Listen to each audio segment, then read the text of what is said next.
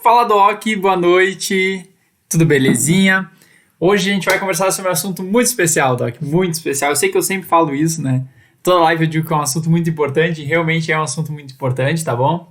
A gente vai conversar sobre insuficiência cardíaca. Doc, insuficiência cardíaca, para quem já teve na faculdade, para quem não teve também, é um assunto imenso, um assunto muito gigante, tá bom?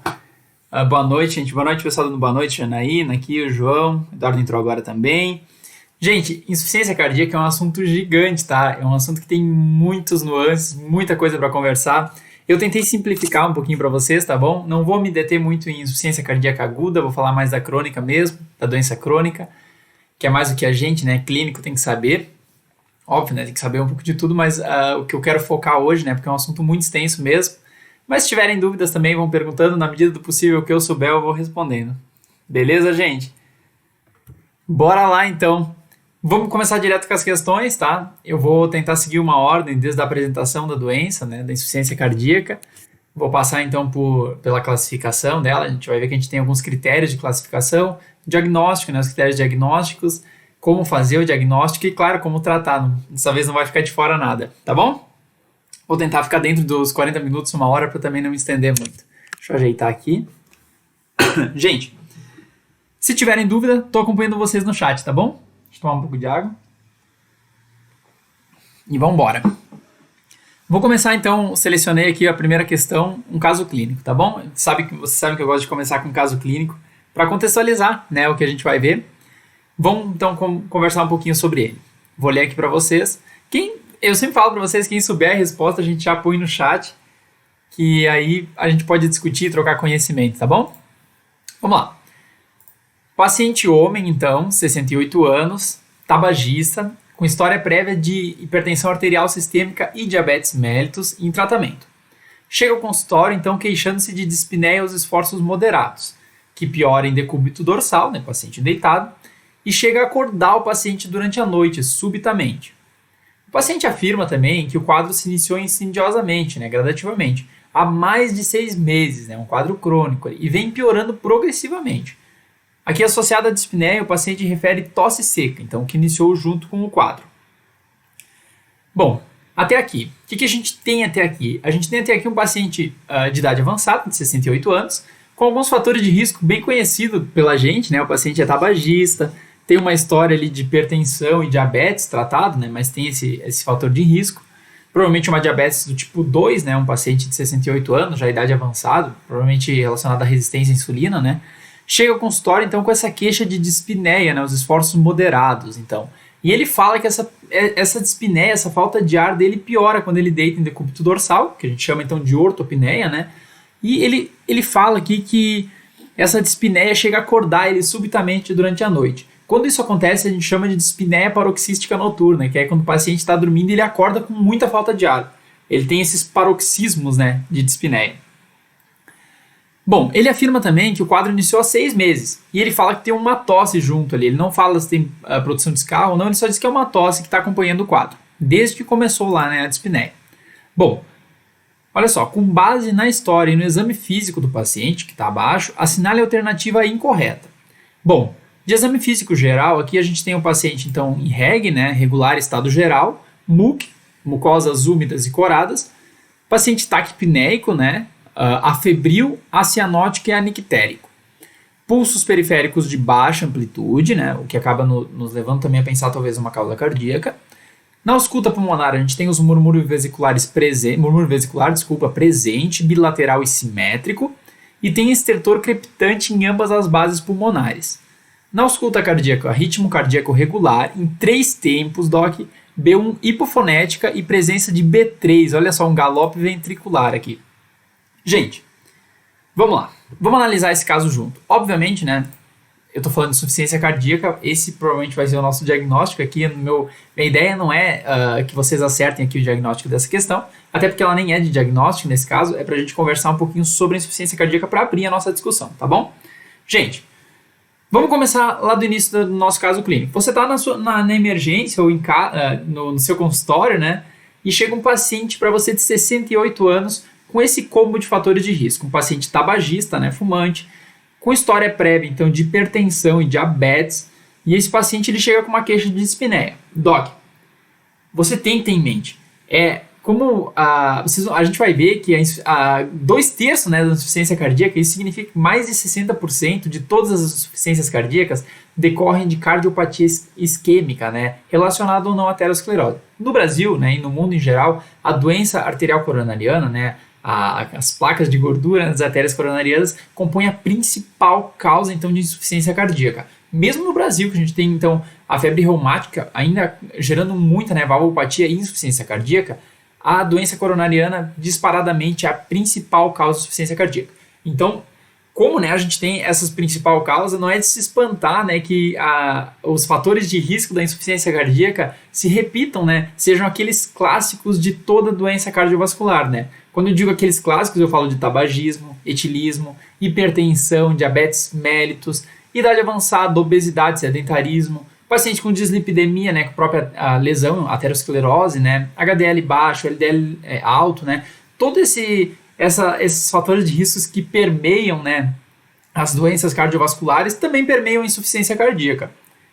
Então, o que acontece? Então, aqui a gente tem um paciente de idade avançada, 68 anos, que tem então esse quadro que é tabagista, que é hipertenso e que tem diabetes mellitus. Esse paciente, Doc, já é um paciente com múltiplos fatores de risco para doença cardiovascular, não só para doença cardiovascular, como para insuficiência cardíaca. O que acontece? É que deu uma travada aqui, voltou. Você tem então já um paciente que você já tem que pensar, esse paciente pode ter uma doença cardiovascular. O paciente está com dispneia, então, a partir desse ponto que você tem esses fatores de risco, você já pode começar a pensar então numa causa cardíaca para esse paciente. Olha só, ele chega ao consultório com essa dispneia. Vamos avaliar a dispneia dele. Ele está com uma dispneia, então, aos esforços moderados, né? E ele diz que quando ele deita, ele fica dispneico, então isso significa que ele pode estar congesto, né? Esse paciente, ele deita, então, você tem a alteração, né? A própria gravidade, então, redistribui os fluidos no corpo, pode acumular no pulmão, gerar dispneia. E esse paciente, ele fala que ele tem essa dispneia paroxística noturna, né? Associada a essa tosse que vem desde o início do quadro. Doc, no exame físico, o que tem que chamar atenção para a gente? Tem que chamar atenção o fato desse paciente estar taquipneico, né?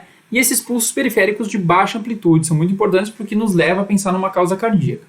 Em relação à ausculta pulmonar, o que chama atenção, né? Eu estou repassando só o caso com vocês. Em relação à ausculta pulmonar, a gente tem então um paciente que está com o murmúrio vesicular presente, bilateral, mas ele tem estertoração em ambas as bases pulmonares. Quando a gente tem estertoração, a gente reflete, né, basicamente presença de fluido, né, de líquido, de secreção no espaço alveolar, né, no espaço aéreo. Quando você tem presença de secreção no espaço aéreo, a gente faz diagnóstico com uma série de coisas, né, mas como a gente tem bilateralmente, a gente tem que também pensar numa causa cardíaca, nesse caso a insuficiência, né, que a gente está conversando. Na ausculta cardíaca, que tem uma coisa muito típica da insuficiência cardíaca, paciente em ritmo cardíaco regular, né, em 3 tempos, Doc. A presença de 3 tempos por conta da B3, né, o galope ventricular. Bom, o que é a B3, né? A B3, basicamente, é aquela terceira batida do coração que faz, então, o ritmo de galope. Terceira batida não, desculpa, terceira bulha, né, que faz o famoso ritmo de galope. Então, em vez de você ter tum-tá, que é o batimento normal, você vai ser tum-tá-tum, tum-tá-tum. O que isso significa? Isso reflete um processo de congestão do coração. Um processo de, quando ele é a B3, que a gente chama, ela ocorre então na fase de enchimento rápido do ventrículo. E o que é essa fase de enchimento rápido? Essa fase é quando o sangue entra então na câmara ventricular e nesse momento então você tem o choque do sangue que está entrando com a massa de sangue que já estava no ventrículo. Então no ventrículo congesto isso pode acontecer. Doc, eu não estou conseguindo, o meu chat aqui tinha dado uma travada, se vocês mandaram alguma pergunta, por favor, mandem de novo, tá bom? Eu tive que abrir de novo aqui porque caiu fora. Tá, vou continuar aqui. Então, agora vamos tentar resolver as alternativas conversando um pouquinho sobre cada uma, tá bom? Bom, paciente, então, hipertenso, né? Aqui tá falando a letra A, né? HES, diabetes mellitus e tabagismo, então, são considerados fatores de risco para a provável doença do paciente. Lembrando que a gente está pedindo a incorreta aqui, né? E aí? Hipertensão, diabetes mellitus e tabagismo são ou não são fatores de risco?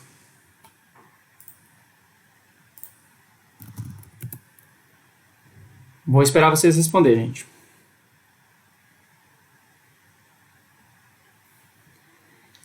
Letra B, vou lendo devagarinho, tá? Quem souber a resposta já pode botar. É incorreta, tá bom?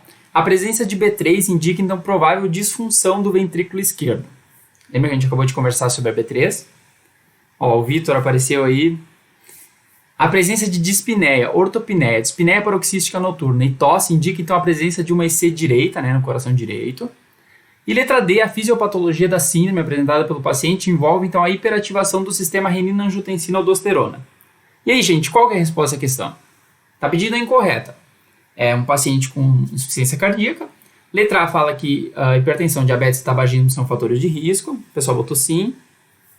Letra B fala que a presença de B3 indica disfunção de ventrículo. Letra C fala que a presença de dispneia, ortopneia e dispneia paroxística noturna são sintomas clássicos, né, de uma IC direita. Ó, Antunes V C, Juliana C. A D fala que a fisiopatologia, então, ela está relacionada a uma hiperativação do sistema renina-angiotensina-aldosterona. E aí, gente, será que é a C? Nossa, incorreta? O Vitor botou C, Bruna C. Gente, perfeito. Obrigado por estarem interagindo, tá? Meu chat tinha sumido aqui, eu tava meio preocupado aqui porque eu não sabia se vocês estavam me ouvindo. Tá, então tá, gente. Perfeito, letra C.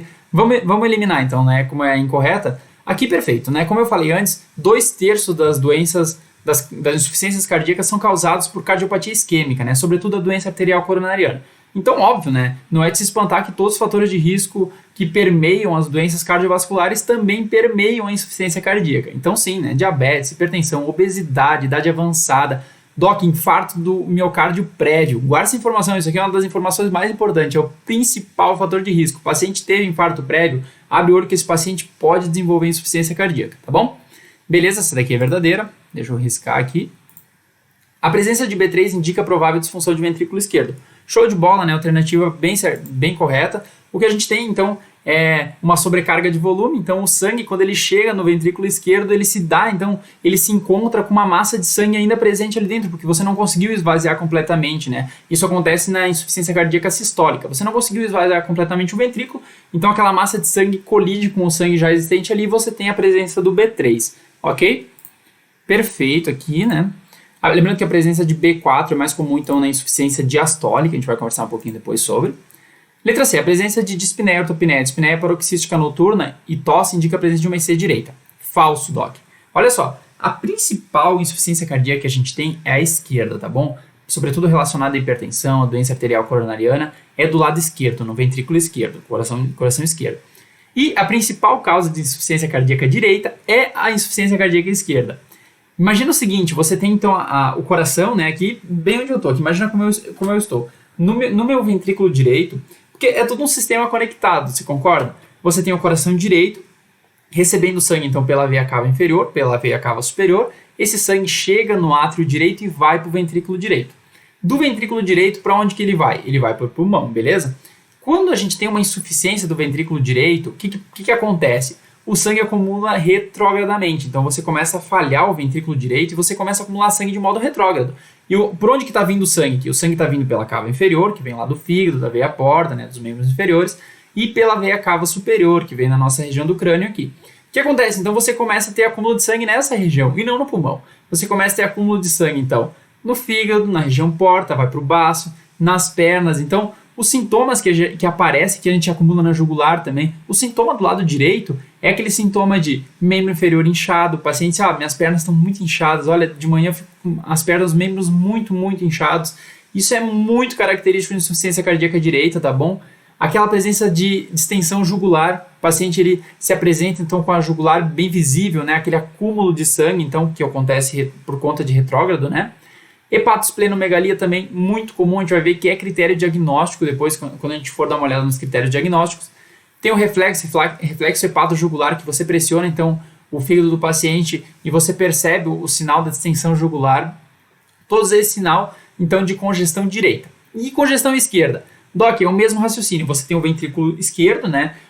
O sangue chegando, então, do pulmão já oxigenado para o átrio esquerdo, ventrículo esquerdo, e do ventrículo esquerdo ele vai para a circulação sistêmica. O que acontece? O que acontece é que quando você acumula sangue no ventrículo esquerdo, ele começa a acumular de novo de modo retrógrado. Mas o que está antes agora do ventrículo esquerdo são os pulmões. Então começa a acumular sangue no ventrículo esquerdo, átrio esquerdo e pulmões. E o paciente evolui então com sintomas respiratórios. Dispneia, ortopneia, dispneia paroxística noturna, o paciente deita, né? Ele começa então a ter aquela redistribuição de fluido acumulando no pulmão, o paciente fica congesto, com falta de ar. Beleza? Gente, se eu estiver explicando muito rápido, por favor, pede pausa aqui e fala aqui no chat, tá bom? Gente, então essa é a nossa resposta correta.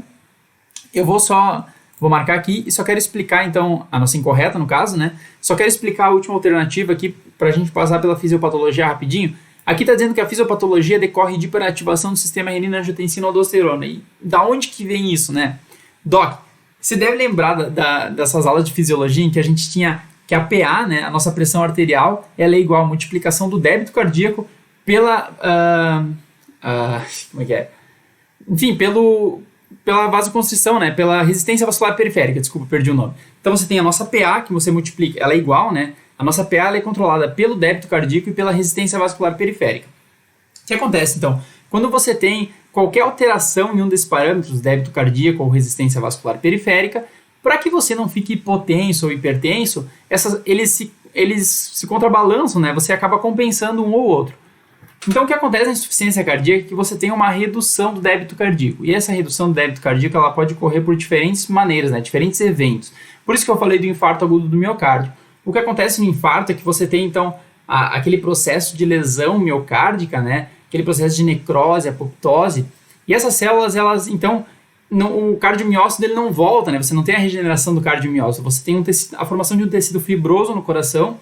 E esse tecido fibroso, então, além da hipertrofia dos cardiomiócitos que sobraram, né, para tentar compensar, acaba perdendo aquela estrutura do coração e ele se remodela. Quando ele se remodela, ele acaba dilatando e ele perde um pouco de débito cardíaco. Então você imagina aquela fórmula, PA igual a débito cardíaco e resistência vascular periférica.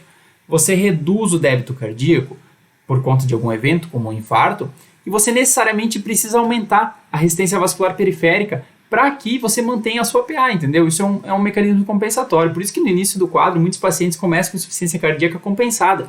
Eles ficam compensados e assintomáticos durante muito tempo. Então você imagina, agora você tem aquela redução, então, do débito compensado pela resistência vascular periférica. E o que leva essa resistência vascular periférica? Doc, a redução do débito, né? Os rins são sensíveis a essa redução do débito, você diminui a perfusão renal e você ativa, então, o sistema renina-angiotensina-aldosterona. Lembra? Renina ativa angiotensinogênio, angiotensina 1, angiotensina 2 e aldosterona. Esse sistema, em geral, basicamente, ele atua, então, de modo a elevar de novo, né? A compensar essa redução do débito. Ele vai lá nos rins, ele ativa o sistema simpático, então você tem vasoconstrição periférica também. Só que o sistema renina-angiotensina-aldosterona, ele é deletério ao coração. E o que isso significa? Isso significa que ele estimula também remodelação do coração, diminuindo ainda mais o débito. Então, esse sistema renina-angiotensina, embora ele seja benéfico para compensar o paciente, aumenta a frequência cardíaca, para tudo compensar esse débito, ele é deletério ao coração. Então, a angiotensina 2, a aldosterona, eles acabam induzindo então, modificações no miocárdio, que acabam induzindo mais remodelação e diminuindo ainda mais o débito cardíaco. Então você diminui ainda mais e reinicia esse ciclo, né? Aumentando então o sistema renina-angiotensina, que vai então prejudicar o coração e diminuir o débito. E esse ciclo vicioso que a gente fica, então acaba prejudicando ainda mais o coração e levando o paciente à insuficiência cardíaca. A gente vai ver que a insuficiência cardíaca ela é uma resposta do corpo a isso. Então, mais tarde a gente vai conversar um pouquinho que no tratamento a gente visa então mexer nesse componente também, quando a gente usa beta-bloqueador, a gente usa espironolactona ou inibidores da ECA, né, da conversão de angiotensina 1 para angiotensina 2, ok? Gente, sei que eu falei um monte, tá? Mas essa era a introdução geral, então, da nossa fisiopatologia. Só conectar meu note aqui, gente. Da nossa insuficiência cardíaca. E agora vamos dar continuidade, então, às questões, agora que a gente viu um pouquinho de tudo. Ó, a Juliana pediu se DPLC podia ser um diagnóstico diferencial. Com certeza poderia ser um diagnóstico diferencial. A DPLC ela evolui com dispneia progressiva também, tá? A diferença aqui é que a gente tem, então, mais sintomas, né, que nos levam a pensar numa causa cardíaca. Depois a gente vai ver mais pra frente que a gente tem, então, a estratificação desse paciente pelos critérios clínicos, né, que nos levam a pensar, então, em insuficiência cardíaca. A gente consegue fazer diagnóstico desse paciente e depois confirmar esse diagnóstico com ultrassom transtorácico. Mas sim, a DPLC é um bom diagnóstico diferencial, tá bom? Lembrar que na DPLC, geralmente, o paciente tem uma história arrastada de tabagismo. O paciente ele evolui também com uma tosse crônica muito persistente, né? A gente tem aqueles fenótipos clássicos do paciente, né? O tórax mais em barril. Tem alguns achados mais característicos, mas sim, é um bom diagnóstico diferencial. Deixa eu voltar aqui. Tá. Qual que eu tinha separado aqui? Beleza, agora vamos agora, como a gente já viu o caso completo, vamos conversar um pouquinho sobre cada item, tá bom? Olha só. Agora, de novo, né, em relação à insuficiência cardíaca, é fator de risco relacionado ao desenvolvimento da insuficiência cardíaca. Letra A. É uma questão, de novo, né, parecida com a de antes, mas agora mais específico.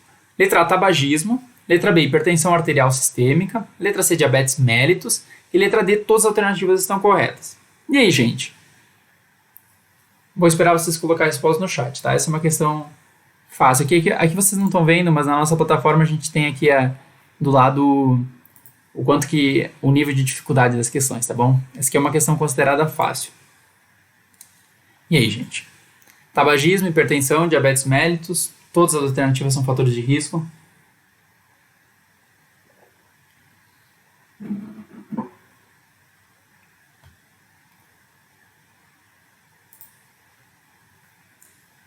E aí, gente, ninguém? D. Às vezes eu tenho um delay aqui, por isso que eu não sei se vocês estão respondendo ou não. D, o João D. Todas. D, beleza, gente. D, ok.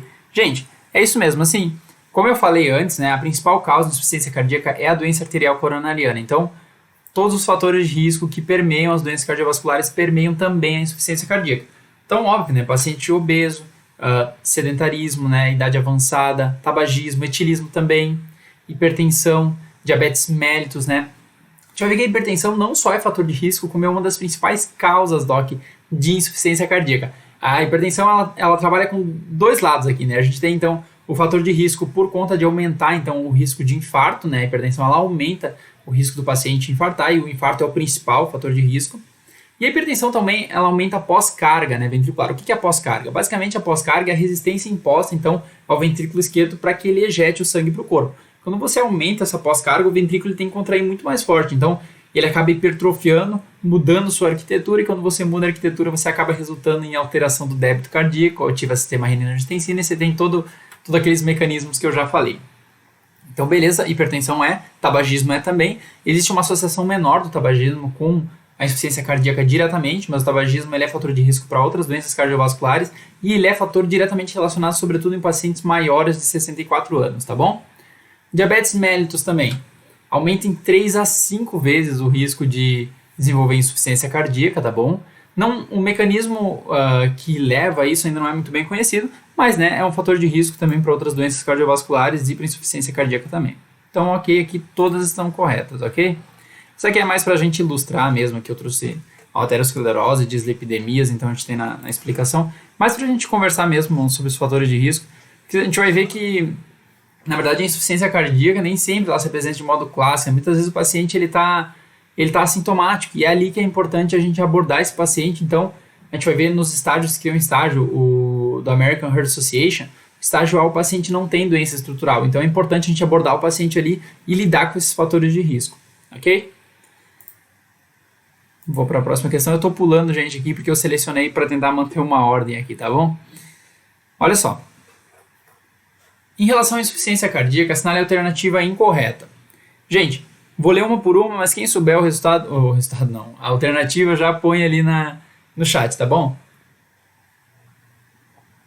Letra A. A prevalência, então, da insuficiência cardíaca aumenta com a idade, lembrando que ele está pedindo incorreta.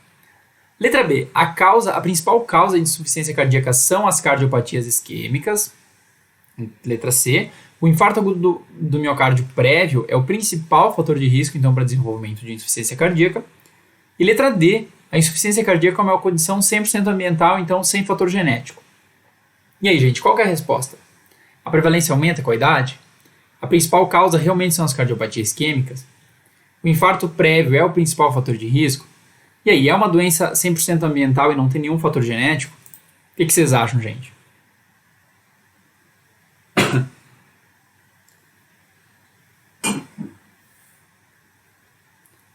Só botou D aqui, ó. D, de novo, João. Temos D, Lívia D. Vini D. Matheus D. D. Caio D, o pessoal concordando com D. Perfeito, gente, parabéns, é isso aí. Ellen D. O Vitor D. Gente, perfeito, é isso aí mesmo. O que acontece? Aqui a prevalência aumenta com a idade, né? Lembrando que idade avançada, então, é um fator de risco, sexo masculino também, tá bom? Não tinha falado antes. A principal causa, então, são as cardiopatias isquêmicas, sobretudo a doença arterial coronariana. Aqui no Brasil a gente tem doença arterial coronariana, hipertensão. A gente tem como uma das principais causas também a febre reumática, é muito prevalente no Brasil ainda. Mas as cardiopatias isquêmicas disparado mais de 60% das causas. O infarto agudo do miocárdio prévio, então, é o principal fator de risco para desenvolvimento de C. Show de bola, perfeito. Lembrar que o paciente tem infarto, ele tem morte miocárdica. Se você tem morte, você regenera com tecido de fibrose. Então, o coração fica com uma nova... Ele perde, né, a estrutura dele, uma nova arquitetura. Diminui débito cardíaco, ativa o sistema renina-angiotensina. Que verdadeiro. D. A insuficiência cardíaca é uma doença 100% ambiental. DOC? Não, né? Dificilmente a gente vai ter uma doença assim, como grande parte das doenças cardiovasculares ou das doenças que a gente conhece, é uma doença de etiologia multifatorial. O que significa isso? Significa que a gente tem um componente ambiental e um componente genético. O componente ambiental, então, é todos os hábitos aqui do paciente que servem de gatilho, né? O paciente tabagista, etilista, a própria hipertensão, o paciente tem, então, componentes que servem como gatilho para o desenvolvimento da insuficiência cardíaca. O infarto, né, ele serve como um gatilho também. E o fator genético, né? Você viu que existe, quando você tem história familiar positiva, aumenta em 10% o risco de desenvolvimento de insuficiência cardíaca. E aqui uma informação importante do infarto: o paciente que infartou, ele tem 15 vezes mais chance de desenvolvimento de insuficiência cardíaca que um paciente que não sofreu infarto. Olha só como é um valor importante para a gente abrir o olho. O paciente falou, olha, já tive infarto, abre o olho porque é muito importante, o risco é muito alto desse paciente desenvolver, tá bom?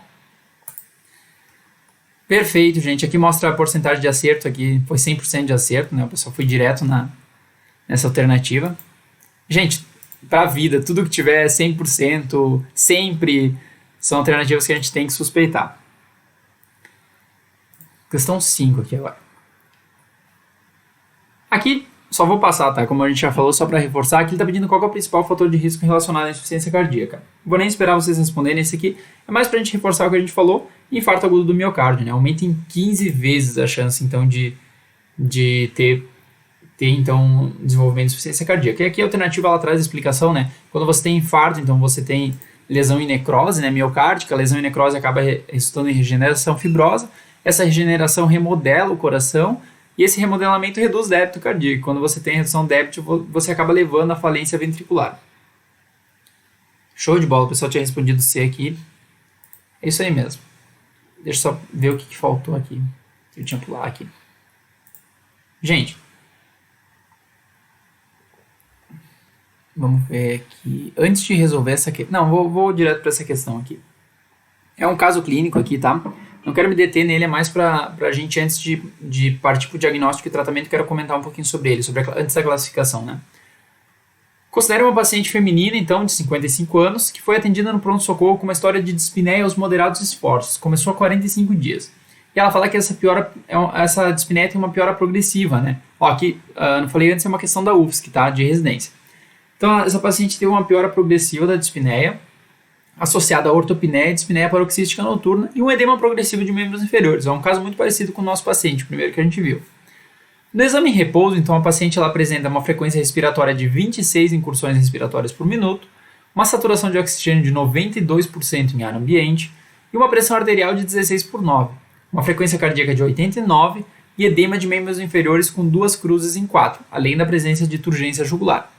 Bom, a ausculta cardíaca, então, não revelou alterações, e na ausculta pulmonar ela apresentava estertores finos discretos em ambas extremidades inferiores dos campos pulmonares posteriores.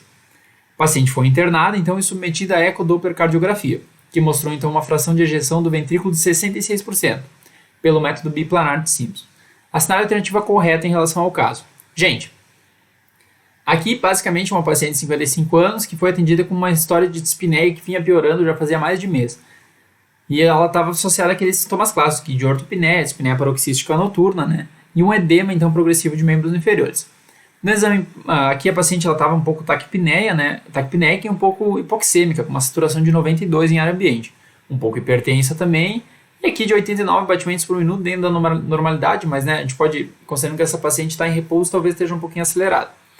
E aqui o edema de membros inferiores é importante, né? 2 cruzes em 4. E a presença de turgência jugular. Essa paciente está com uma síndrome assim, congestiva, né? Dá para ver que nos leva a pensar que essa paciente está com um processo de congestão, né? Congestão pulmonar, está com falta de ar, está com congestão sistêmica também, tem distensão jugular. Vamos analisar as alternativas juntos. Agora a gente fala um pouquinho de diagnóstico diferencial aqui também nessa questão. A paciente, aqui, né, foi feito então o ECG, a gente não falou de fração de ejeção ainda, mas bom, não vou dar a resposta agora, mas a gente vai ver que as insuficiências cardíacas variam, então elas são classificadas também de acordo com a sua fração de ejeção, tá bom? Aqui a fração de ejeção é de 66%. Doc, o normal, né? Lembrar que a gente nunca trabalha com o coração a 100%. Por que a primeira olhada, quem nunca viu o valor de fração de ejeção pode pensar, nossa, tá baixo, né? Como assim? Na verdade, a gente trabalha sempre com uma fração de ejeção um pouco abaixo, porque é aquele negócio, né? Em repouso você tá, então, considere a partir de 50, 55 normal a fração de ejeção acima, tá?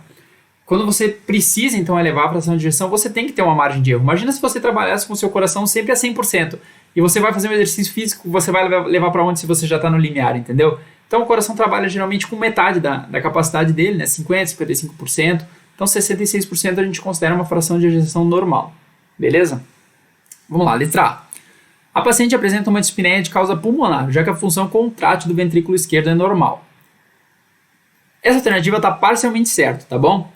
A função contrátil do ventrículo realmente é normal. Essa paciente está com 66% ali até 70%, a gente considera normal em repouso. Então sim, ela está normal, mas não me parece uma dispneia de causa pulmonar. A gente não tem nada mais que nos leve a pensar, né? Tem essa estertoração, mas é uma estertoração bibasal, não tem queixa de febre que nos leve a pensar numa pneumonia, ou uma história de tabagismo importante que nos leva a pensar em DPLC.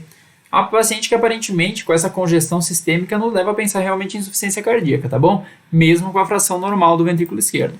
Então essa daqui é falsa. Os sinais e sintomas apresentados pela paciente são compatíveis com o diagnóstico de cor pulmonale. O que é cor pulmonale? Cor pulmonale é quando você tem sobrecarga, então, de átrio e ventrículo direito por causa pulmonar, entende? Você tem uma hipertensão pulmonar e você acaba sobrecarregando o lado direito do coração. Aqui, aparentemente, ela tem sobrecarga esquerda e direita, nada que me leve a pensar numa causa pulmonar que evoluiu com congestão direita.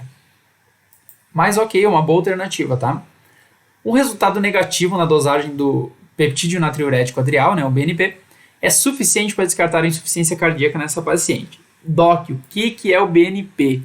O BNP, gente, quem souber já a resposta põe aí, tá? O BNP, ele é um peptídeo, né, liberado pelo coração, né? Ele é o peptídeo natriurético cerebral, porque ele foi descoberto primeiro no tecido cerebral, tecido nervoso, mas ele está presente no coração e ele é liberado pelos átrios e ventrículos quando o coração é submetido a estresse. Então, um coração que sofreu essa remodelagem, essa perda de débito, está evoluindo com essa insuficiência cardíaca, ele tende a liberar porque o BNP ele antagoniza o sistema renina-angiotensina-aldosterona. Então, você tem um paciente com um sistema renina-angiotensina-aldosterona elevado, né? Você está com hiperativação. Lembra, caiu o débito cardíaco, o corpo tenta, né, aumentar o sistema renina-angiotensina-aldosterona para compensar tudo isso.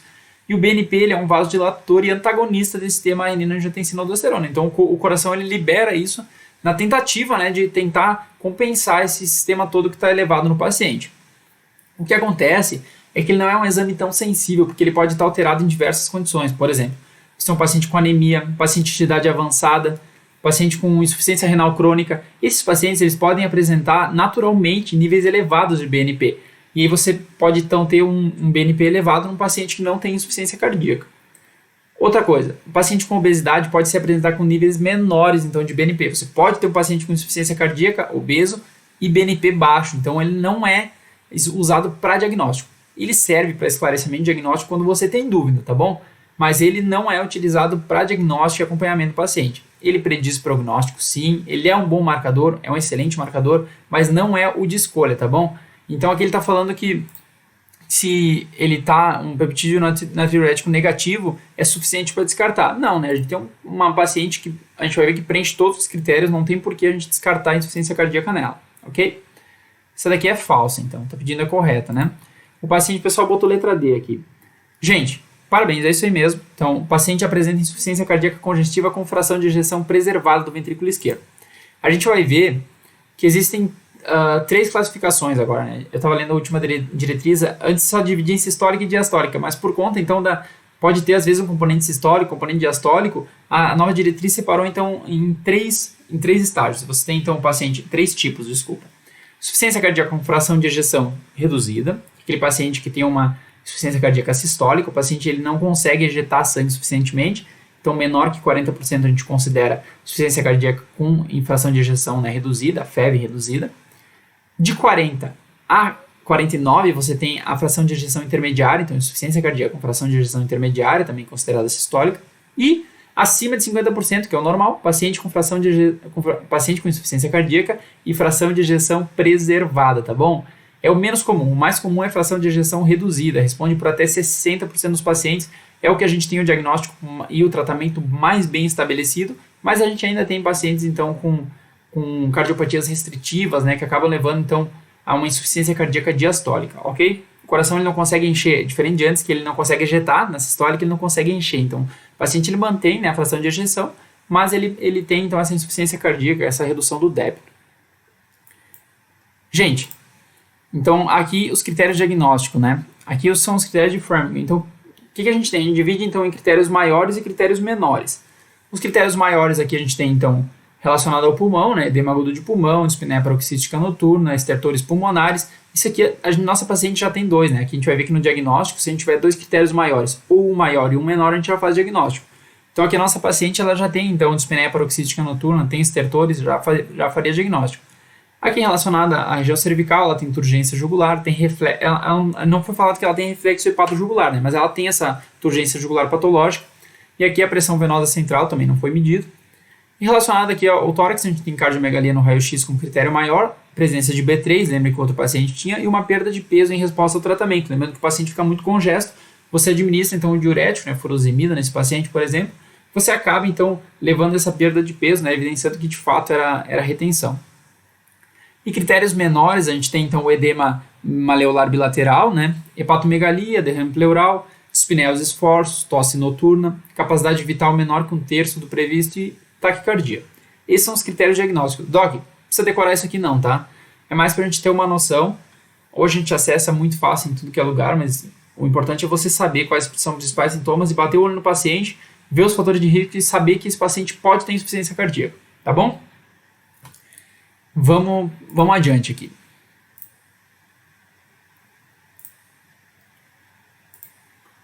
Gente, até aqui alguma dúvida? Que eu possa ajudar vocês? Ou se eu estiver falando muito rápido, né? Eu falo muito rápido mesmo. Então, se você tiver alguma dúvida, pode falar, tá bom? Ó, medicina em detalhes, obrigado. Vamos lá, então. Deixa eu próxima questão aqui. Questão 22. Gente, agora a gente vai entrar num assunto mais chatinho aqui da insuficiência cardíaca, que é a classificação. Mas assim, vou tentar simplificar para vocês, porque não é algo complexo, tá? É algo mais que a gente tem que entender como é que a gente classifica esse paciente. Não é algo para decorar também, você não vai olhar para o seu paciente, não, esse paciente é classe 2 aqui, que você precisa ter em mente o tempo todo. Hoje a gente tem acesso muito fácil no celular a todas essas tabelas, mas é bom conhecer, você tem que conhecer isso, tá bom? E claro, para a prova de residência, obviamente, né, a gente precisa decorar essas coisas, infelizmente. O Gabriel botou muito bom, obrigado, Gabi. Tá, vou descer aqui, vamos lá. Em relação aos critérios de classificação, então, do New York Heart Association e o American Heart Association, assinale a alternativa correta. Doc, vou explicar um pouquinho antes da gente marcar, tá? Quem souber, vou deixar aqui nas alternativas, quem souber a resposta pode botar no chat. A gente tem aqui, então, 2 classificações, além daquela da fração de ejeção, que são clássicas da insuficiência cardíaca. O New York Heart Association é uma classificação funcional, e ela é dividida, né? A gente tem 4 letras aqui, macete, né? Então ela é dividida em 4 classificações, tá bom? Não é por letra, é por número, só pra gente lembrar. Ela é uma classificação funcional. Aqui, as 4 subtipos, os 4 estágios, né? O paciente tem insuficiência cardíaca. A gente vai ver no outro que não é assim. Mas aqui, o paciente tem insuficiência cardíaca nas 4 classificações. Na primeira, número 1, a New York Heart Association 1, aqui o paciente ele não tem limitação funcional. Ele tem insuficiência cardíaca, mas ele é uma insuficiência cardíaca assintomática. Aquele paciente que está compensado. Lembra que eu falei da fórmula da PA? Baixa então o débito cardíaco, aumenta a resistência vascular periférica por conta do sistema renina-angiotensina. Inicialmente isso compensa o paciente.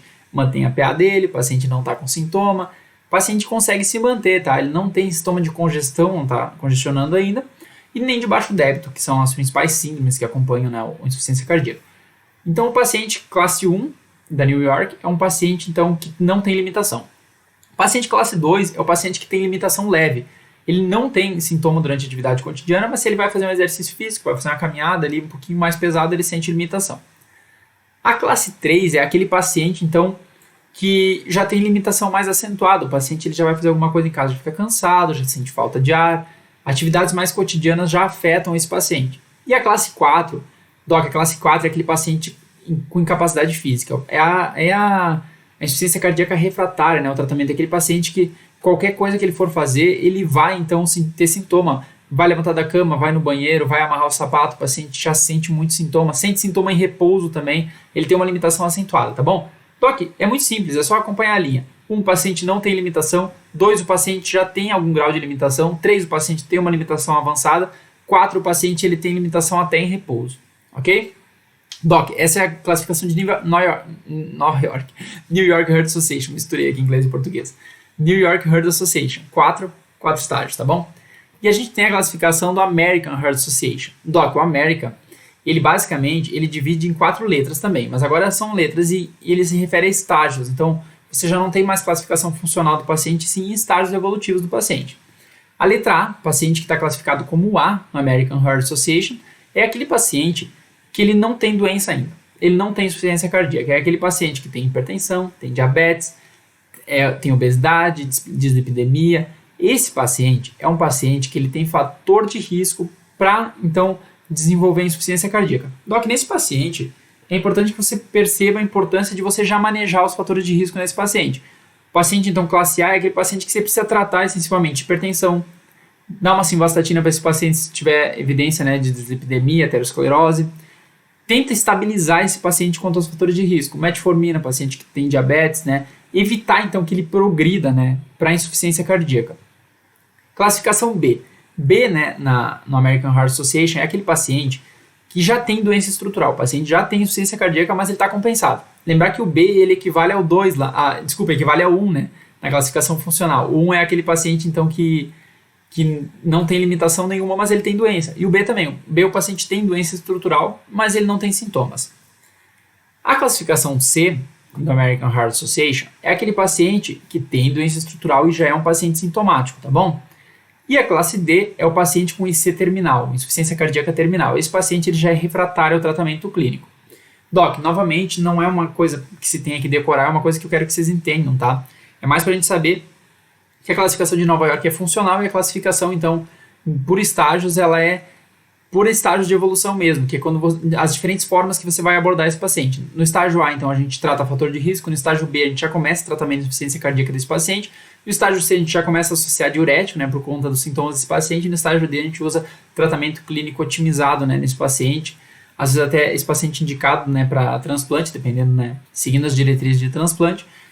É mais para a gente ter essa noção, tá bom? Vou então para as alternativas. Paciente com limitação leve, sem sintomas em atividades cotidianas, é classificado então como New York Heart Association A. Ó, paciente com limitação leve. Falso, né? Paciente com limitação com esse Nova York, essa classificação 1, o paciente não tem sintoma, tá? Lembra que são 4. Sem sintomas, com limitação leve, sem limitação, com limitação leve, com limitação avançada, né? Paciente já com um grau mais avançado, e aquele paciente que tem incapacidade física. Então, a New York Heart Association 1 é aquele paciente que não tem nenhuma limitação. B. American Heart Association A traduz um paciente com doença estrutural, porém sem sintomas. Falso. Lembra que eu falei que o paciente que tem classificação A é o paciente que você tem que tratar extensivamente fator de risco? Esse paciente você não precisa, então, não é um paciente que tem doença estrutural. Então, você não vai iniciar os medicamentos relacionados à insuficiência cardíaca porque ele não tem insuficiência cardíaca. O paciente ele só tem fator de risco. Importante tratar hipertensão, tratar diabetes, tratar dislipidemia, de modo geral, tá? Letra C. Paciente, então, classe 4 aqui da classificação de Nova York, apresenta insuficiência cardíaca com incapacidade física e sintomas em repouso. Perfeito, Doc. Mesmo que você não soubesse, então, qual que é a classificação, se você souber que já tem 4, você já pode saber, né, que a 4 é um paciente que está com incapacidade física e tem sintoma até em repouso. Isso vale tanto para a letra D quanto para a classificação 4 do New York. Então, essa daqui é a alternativa correta. O paciente já tem sintoma em repouso, uma limitação funcional bem avançada. E aqui, letra D, então, seria a American Heart Association C, reflete um paciente com insuficiência cardíaca refratária ao tratamento clínico. Falso. Letra D é refratária, tá bom? A letra C é um paciente que tem doença estrutural e que tem sintomas, mas ela ainda responde ao tratamento clínico. Então, a letra C. Doc, aqui só pra gente, agora visualmente, né, porque eu falando é uma coisa, mas visualmente é diferente. Então, a classificação 1 não tem limitação, classificação 2, limitação leve, classificação 3, limitação acentuada, classificação 4, a incapacidade física, né? E aqui do American Heart Association, então, por estágios, aqui a gente tem a letra A, paciente sem doença estrutural, só com fator de risco. Classificação B, doença estrutural sem sintomas. Letra C, doença estrutural com sintomas, paciente sintomático, né? Letra D e C, terminal, insuficiência cardíaca terminal. Ó, o pessoal comentando aqui, gente, obrigado. Se tiverem alguma dúvida, mandem, tá? De novo, se eu estiver falando rápido, pode falar, tá bom? Se precisar voltar também alguma questão, é só falar que eu volto. Deixa eu ver qual que é a alternativa. A gente está então na... Aqui. Vamos então para a questão agora 22. A 22 a gente fez. Não. Doc, só continuando então aqui. Deixa eu ver se vale a pena fazer aqui a 9. Esse aqui, só vou passar com vocês de novo como a gente acabou de ver os critérios. Olha, a Mariana apareceu. Oi. Aqui, gente, vou continuar só para a gente passar então de novo pelos critérios. Quanto às classificações então, de insuficiência cardíaca pela New York Heart Association e pelo American Heart Association, assinale que for correto. A classificação de Nova York então divide em A, B, C e D, falso, né? Divide em 1, 2, 3 e 4. Ó, a Lili apareceu aí também. Lembrando, então, a classificação de Nova York divide a classificação em A, B, C e D, falso, né? Divide em 1, 2, 3 e 4. Pela classificação, então, do American Heart Association, o nível A possui sintomas aos pequenos esforços. Falso, Doc. Nível A, a gente vai ver que a gente tem que abordar fator de risco. Falso, tá? A gente só possui sintomas, nessa classificação a gente só vai possuir sintomas quando o paciente for nível C, tá bom? Nível C e D tem sintomas. Que é quando a gente começa, né, a tratar os sintomas desse paciente. E aqui pela classificação de Nova York, deixa eu riscar aqui, né, para não ficar confuso. Pela classificação de Nova York, classe 4 possui sintomas leves. Doc, falso, né? Como eu falei aqui também, mesmo que você não saiba as classificações, se você souber que são quatro níveis, o nível 4, obviamente, é um paciente que já está em estágio avançado, né? Um paciente que já tem incapacidade física. E letra D, pela estratificação do American Heart Association, o nível B possui alterações estruturais, mas sem sintomas. Perfeito, Doc. No nível B é quando você começa a tratar o paciente, então, com inibidor de ECA e beta-bloqueador. Esse paciente, você já começa a então prevenir a evolução desse paciente e reduzir mortalidade. Quando esse paciente ele passa para o nível C, que é um paciente já com sintomas, aí você associa o diurético nesse paciente, tá bom? Depois eu vou conversar com vocês um pouquinho sobre isso. Letra D, então. Aqui a gente tem Aqui tem um macete, né, aqui da MedSimbo, que para você lembrar que o American Heart Association, ele é por letras e não por números, né? É A, B, C e D, é só lembrar que o American começa com A, então, tá bom? Às vezes, gente, o macete mais bobo é o que a gente mais vai lembrar. Deixa eu procurar aqui qual que é a próxima. 9.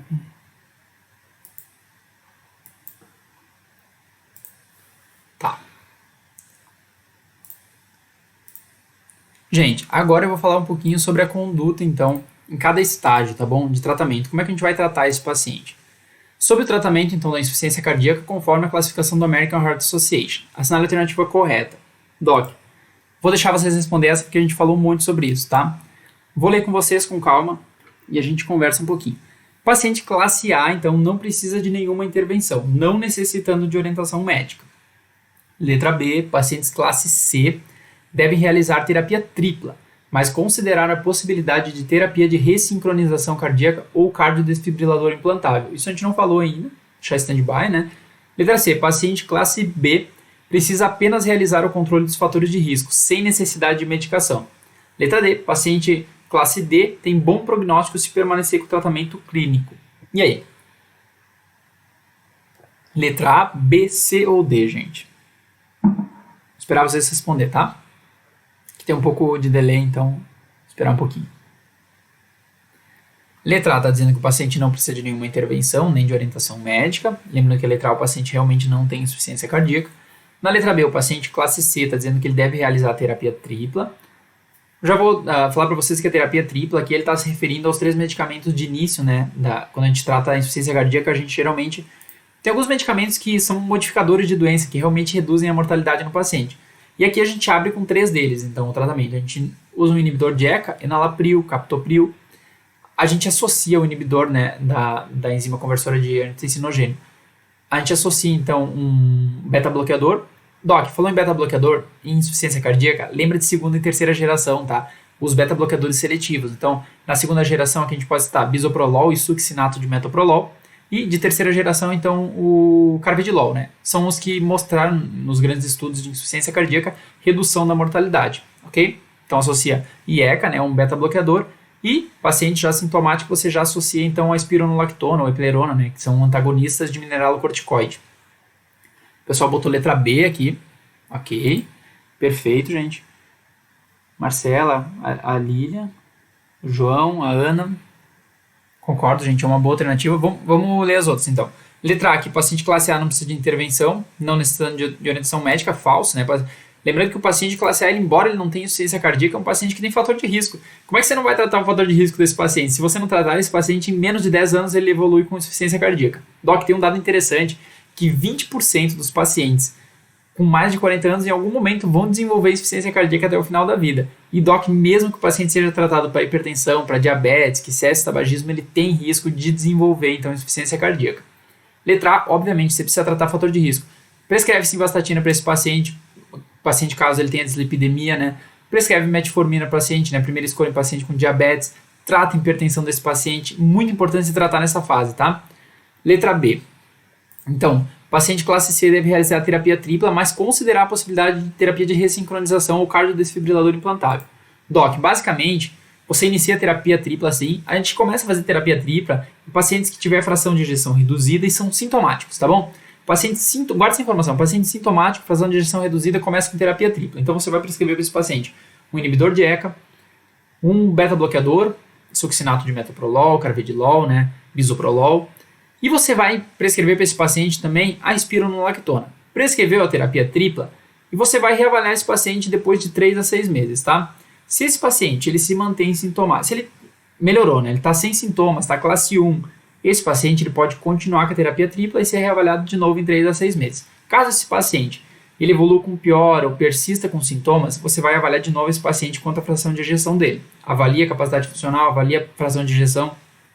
Pacientes que começarem, daí você começa a ter medicações adicionais, né? A gente vai ver que a gente pode trocar o enalapril pelo valsartana sarcobitril, né? Que ele atua no BNP também.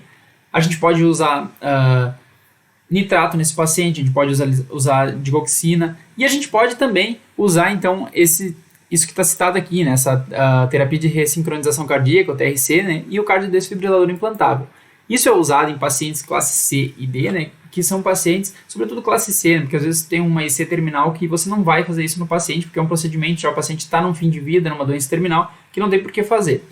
Na classe C, então, quando você tem um paciente com bloqueio de ramo, paciente que pode, então, evoluir com uma taquicardia ventricular, paciente que já infartou, esse paciente, você tem que prevenir a morte desse paciente.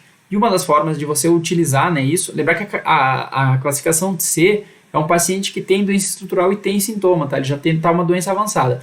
Uma das formas, então, é utilizando dessa tecnologia. E aqui, basicamente, são dispositivos que você coloca, né, subcutâneo e eles entram, então, com eletrodos com eletrodos no coração do paciente e estimulam, né, caso o paciente entre em fibrilação, né, em taquicardia ventricular, né, ritmo de parada, ok? Aqui a gente marca. Letra C, paciente classe B precisa apenas realizar o controle dos fatores de risco, sem necessidade de medicação. Falso. Paciente classe B é um paciente que tem insuficiência cardíaca. Embora ele não seja sintomático, é um paciente que tem insuficiência cardíaca. Doc, a última diretriz, ela traz que quando a gente tem um paciente classe C, ela traz o que a gente deve fazer e o que a gente não deve fazer. Paciente classe C, a gente tem que iniciar inibidor de ECA e beta-bloqueador, tá? A gente precisa iniciar nesse paciente, porque é um paciente que já tem doença estrutural. E, comprovadamente, esses medicamentos reduzem mortalidade. Quando esse paciente passa a ser sintomático, então, a gente junta nessa terapia a espironolactona. Peraí, a Gabriela pediu se os dois parâmetros são comparados juntos, né? Os critérios de Nova York e o American Heart Association. Eu já respondo, tá? Só vou terminar aqui a pergunta e eu já respondo essa daqui. Então, aqui, a gente realmente, a B tá certa, aqui está dizendo que o paciente não tem necessidade de medicação falsa, a gente inicia a medicação sim nesse paciente. E D, paciente classe D tem um bom prognóstico se permanecer em tratamento clínico, falso, né? O paciente classe D é um paciente com insuficiência cardíaca terminal, é aquele paciente que é refratário ao tratamento, você pode otimizar o tratamento desse paciente e ele continua refratário, tá? Letra B, então, perfeito, gente, aqui, ó. Vou mostrar para vocês o fluxograma diagnóstico, ok? Deixa eu ver se eu consigo... não vou conseguir dar zoom aqui, mas vou tentar mostrar para vocês o que tá falando aqui.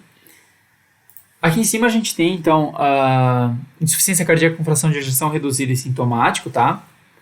A gente inicia, então, nesse paciente, já sintomático, eu tô falando, tá? Se ele tivesse na classificação B, a gente não teria espironolactona aqui. Mas como o paciente está sintomático, a gente já vai iniciar com a terapia tripla. Inibidor de ECA, enalapril, captopril, ou aqui, eu não falei, um bloqueador do receptor de angiotensinogênio, né? O ARA2.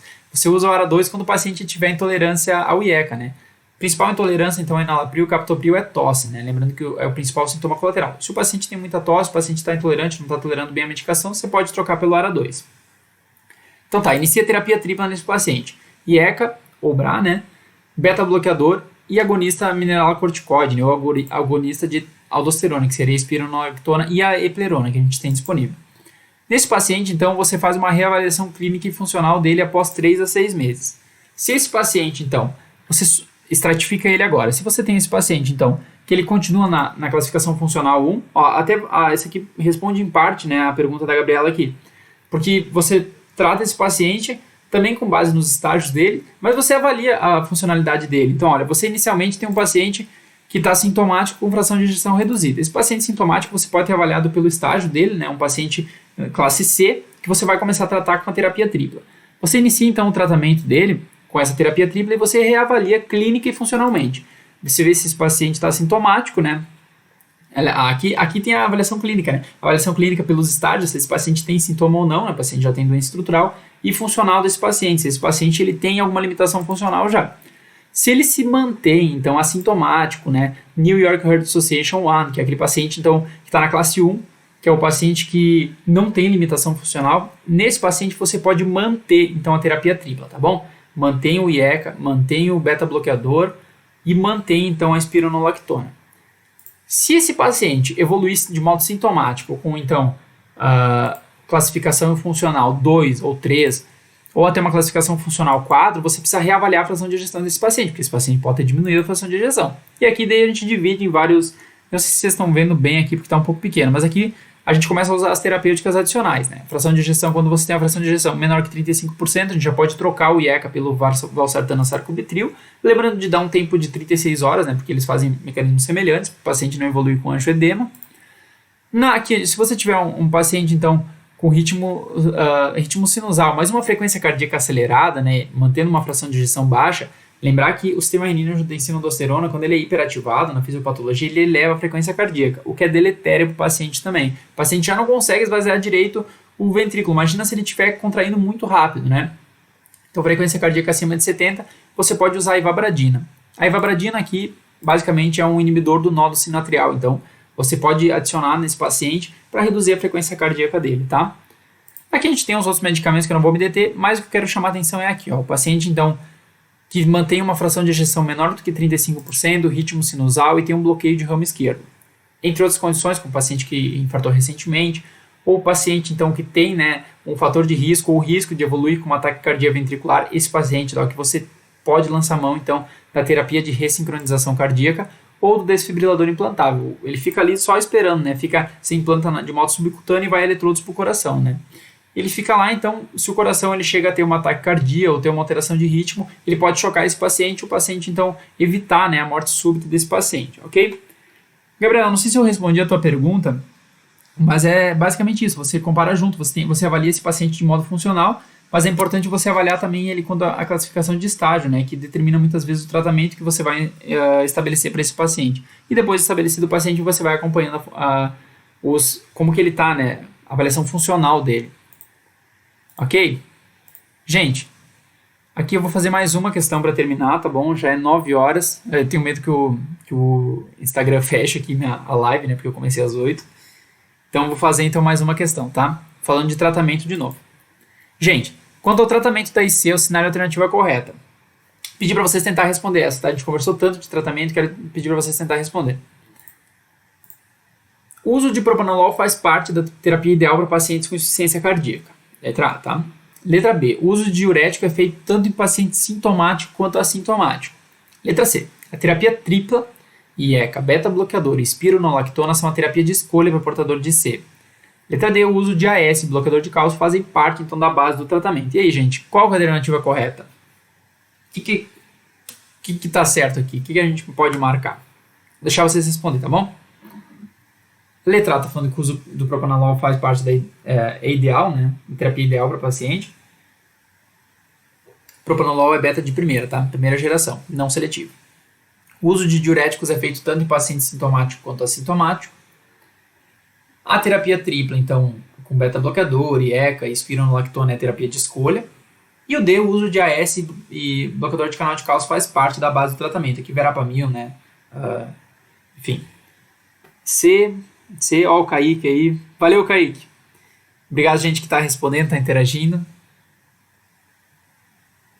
Gente, perfeito, parabéns, é isso mesmo. Olha só, o uso de propranolol faz parte da terapia ideal para paciente com IC. Falso, tá? Lembra que os estudos mostraram que a gente reduz mortalidade com beta-bloqueadores de segunda e de terceira geração. Sobretudo, então, bisoprolol, succinato de metoprolol e o carvedilol, tá? Esses são os beta-bloqueadores de uso no paciente, tá? O propranolol não faz parte, pode induzir, né? Como não seletivos, pode induzir, então, outros sintomas deletérios nesse paciente, ok? Falso essa alternativa. O uso de diuréticos é feito tanto em sintomáticos quanto assintomáticos. Doc, cuidado, tá? O diurético ele é reservado, né, para pacientes que estão congestos, para pacientes que têm sintomas. Lembrar que a gente inicia o tratamento, a gente falou bastante de terapia tripla, mas normalmente a gente inicia o tratamento, se você conseguir abordar o paciente no estágio B, que é aquele paciente que tem doença estrutural, mas não tem sintoma, você trata ele só com inibidor de ECA e beta-bloqueador, tá? Essa é a nossa maior recomendação por hora. Então, você trata esse paciente com IECA e beta-bloqueador. Se esse paciente evoluir para a classe C, ele começa a ter sintomas, você adiciona a espironolactona, tá? Outros aqui diuréticos tiazídicos, né, e de alça, como a furosemida, são, então, sobretudo para paciente que está agudizado, né, paciente que tem congestão, está congesto, esse paciente é importante você fazer uso de um diurético nele. A terapia tripla, então, o pessoal respondeu a letra C, a Lília aqui, o João, a Graça. Então, a terapia tripla, né, ela é a terapia de escolha em portadores de pacientes de IC. Perfeito, Doc. É aquele fluxograma. Paciente, fração de ejeção reduzida, né? Que é o principal aqui. Paciente sintomático. Cara, você inicia com terapia tripla. Inicia com enalapril ou captopril. Adiciona um beta-bloqueador nesse paciente. Doc, lembrando que a gente tem que otimizar a terapia desse paciente. Você não pode sair já com beta-bloqueador de cara elevado, porque é meio contraditório se você parar a pensar, o coração do paciente está com débito reduzido, você vai dar beta-bloqueador para ele. Doc, você dá isso por conta da hiperativação do sistema renina-angiotensina. Então é importante que você comece com doses baixas de beta-bloqueador e vá aumentando gradativamente até que esse paciente tolere e você consegue estabilizá-lo. Então, IECA, beta-bloqueador e aqui você já faz uso de espironolactona, tá? Terapia de escolha inicial para todo paciente, ok? E aqui está falando que o uso de AS, bloqueador do canal de cálcio, né? Aqui a gente tem verapamil, diltiazem, né? Está dizendo que fazem parte da base de tratamento. Muito pelo contrário, é que o AS ele é usado, então, geralmente para prevenção secundária de desfechos cardiovasculares, né? Paciente que infartou, faz outros protocolos, não faz parte do protocolo da IC. E o bloqueador de canal de cálcio, ele é inclusive contraindicado. Se você for ler a diretriz, a gente vê que tem um nível de evidência muito baixo. Por quê? Porque ele deprime a função cardíaca. Você começa a bloquear canal de cálcio, você começa a deprimir a contratilidade. Então, você já tem um ventrículo hipocontrátil, você vai dar bloqueador de canal de cálcio para esse paciente, você vai piorar a condição dele, tá? Então, a letra D é falso. Gente, ficamos com a letra C, terapia tripla, então é o que a gente trata desse paciente. Perfeito. Deixa eu marcar aqui. Gente, aqui de novo, né, o fluxograma. Isso é o que eu tinha para vocês hoje, tá? Vou encerrar 9 horas, hoje consegui manter em 1 hora a live. Vou esperar um pouquinho, se vocês tiverem alguma dúvida, gente, se tiver alguma dúvida sobre a plataforma também. Sobre insuficiência cardíaca também, sobre o conteúdo que a gente conversou, sobre alguma questão. Vou esperar um pouquinho aqui, ver se alguém tem uma dúvida, tá? Tentar acompanhar no chat. A Ana pediu como faz para assinar o MedSimple, né, o QBank. Então, a gente está agora com a nossa maratona, começa dia 5, gente. Se você ainda não se inscreveu, corre lá, link na bio, tá? Se inscreve na nossa maratona MedSimple. A gente fala sobre a nossa metodologia de estudo e apresenta a plataforma para vocês. E, gente, quem quiser, então, adquirir a plataforma ou já participou de alguma maratona e não adicionou e não comprou ainda a plataforma, você pode esperar dia 12, que dia 12 oficialmente a gente abre, então, para vendas a nossa plataforma. Fique de olho no nosso Instagram, vai ser avisado, tá? Ou entre em contato com a gente pelo direct, a gente põe o e-mail de vocês lá e vocês vão receber, tá? E, gente, quem quiser participar da maratona, vai ser uma maratona muito legal, tá? Tá começando dia 5. Ó, pessoal, gente, muito obrigado, tá? Lili, muito obrigado também. Ana também. Importante esse feedback de vocês, tá? Pra mim é muito importante mesmo. A gente sempre tende a melhorar. Quando vocês tiverem, gente, sugestões de temas também, por favor, me mandem, tá? Feedback, sugestões, podem mandar no direct a gente tá sempre aberto, tá? toda quinta, fazendo live de clínica aqui com vocês. E Doc, de novo, reforçando, dia 5 ou dia 9 está acontecendo a Maratona MedSimple. A gente fala de metodologia de estudo e a gente fala então sobre a nossa plataforma, ok? Não deixe de se inscrever, tá? Vai ser incrível, tenho certeza absoluta. E quem quiser adquirir a plataforma, dia 12 abre as inscrições para a plataforma, tá? Gente, valeu, obrigado quem ficou até o final.